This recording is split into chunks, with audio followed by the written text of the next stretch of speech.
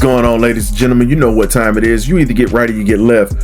Right now, we're going to talk a little bit about Mr. Erick Hunter, the best linebacker in the MEAC conference. That's just my opinion on that, but let's go ahead and talk about it. Mr. Erick Hunter, 6'4", 220 pounds, third team defense for the 2026 FCS Central All-American team. He definitely was a MEAC player that would have been the MEAC Player of the Year, but that was taken by another player that we're going to highlight a little later. He was number 2 in all-time tackles in school history for Morgan State with 298. He also had 102 tackles in 2025. 53 of those were solo, 14 tackles for loss, 4 sacks, 4 forced fumbles, 1 interception, 1 block kick versus Norfolk State.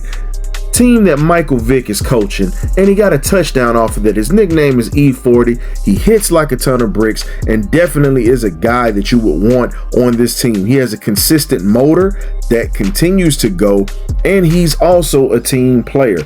But when you get down to it, he can also play the edge as well as the outside linebacker as well as the Mike linebacker. If you want a comparison for this young man, I would say modern football player, he will remind you of a Divine Diablo that currently plays for the Atlanta Falcons when you look at what he brings to the table. But if you want to go old school and you talk about linebackers, he reminds you of a Chip Banks who used to play for the Cleveland Browns that came from USC. But enough about the old school guys and Divine Diablo. This is for Mr. Erick Hunter.